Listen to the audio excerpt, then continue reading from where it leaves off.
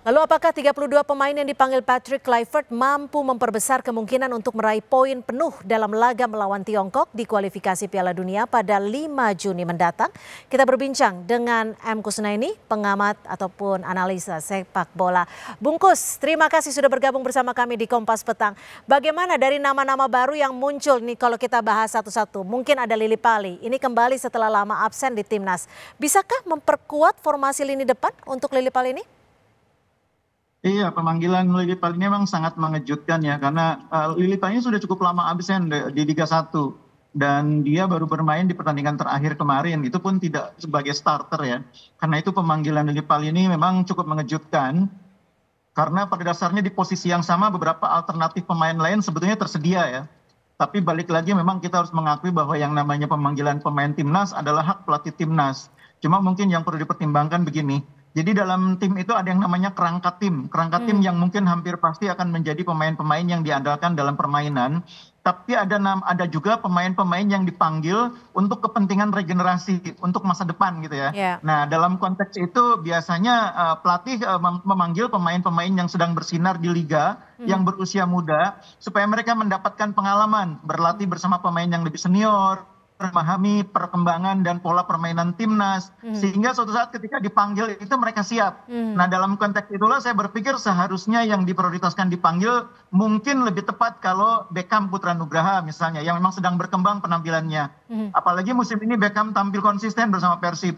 Dia juga mencetak lebih banyak gol dibanding Lily Pali. Beckham 6 gol dari 28 pertandingan, Lily Pali 5 gol dari 22 pertandingan. Artinya kalau memanggil Beckham itu ada semacam niat baik untuk mempersiapkan regenerasi. Kalau Lily Pali ini kan pilihan dari segi usia kan bukan pemain yang mungkin bisa diandalkan untuk jangka panjang. Iya. Kalau diharapkan bisa menambah kekuatan di lini depan, sebetulnya ini juga patut dipertanyakan karena kondisi Lily Pali kan baru pulih dari cedera. Iya. Itu persoalannya.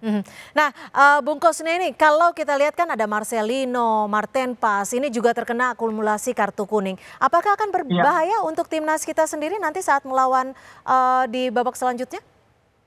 Secara materi sebetulnya tidak terlalu mengkhawatirkan ya, karena di posisi penjaga gawang kita masih punya penjaga gawang yang kualitasnya tidak kalah bagus ya. Kita masih punya Odero, pelatih timnas saat ini juga memanggil Reza Arya, penjaga gawang yang cukup baik dari PSM Makassar. Di depan mungkin kehilangan Marcelino agak sedikit berpengaruh, dan itu mungkin salah satu alasan mengapa Lily Pali dipanggil ya. Karena memang di posisinya Marcelino itu pemain yang bisa bermain lebih melebar. Lily Pali salah satu alternatifnya. Cuma memang seperti yang saya bilang tadi, Lily Pali ini baru pulih dari cedera, sehingga mungkin kalau diharap bisa menjadi starter sebagai andalan, itu juga mungkin sesuatu yang bisa positif, bisa juga negatif gitu. Nah, kalau tadi Reza Arya, ini kan ada di posisi kiper. Bagaimana performanya? Apakah akan membawa timnas kita jauh lebih baik nanti? Kalau saya melihat pemanggilan Reza ini keinginan pelatih untuk melihat alternatif. Karena posisi dua kiper utama itu sudah jelas, Marten Pas dan Odero. Kiper ketiga itu yang dicari, entah itu Nadeo, entah itu Hernando, atau sekarang ada pilihan Reza Arya. Lebih merupakan upaya pelatih untuk melihat alternatif, terutama pemain atau kiper yang punya prospek ke depan. Ini benar ini cara memilihnya. Jadi daripada memanggil Sahrul Trisna misalnya, memang lebih efektif kalau kita memanggil Reza yang secara usia masih lebih muda, lebih punya perkembangan ke depan. Jadi ini cara berpikir yang tepat. Kalau cara berpikir dalam kasus Lily Pali dan Beckham menurut saya kebalik. Oke. Nah, lalu apa sekiranya strategi yang harus disiapkan Kluivert saat melawan Tiongkok nanti agar setidaknya kekalahan sebelumnya tidak tertulang nih?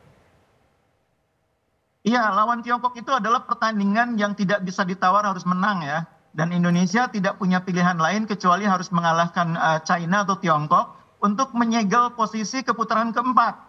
Supaya nanti di pertandingan terakhir lawan Jepang kita tidak terbebani kewajiban harus menang di kandang tim yang sangat kuat.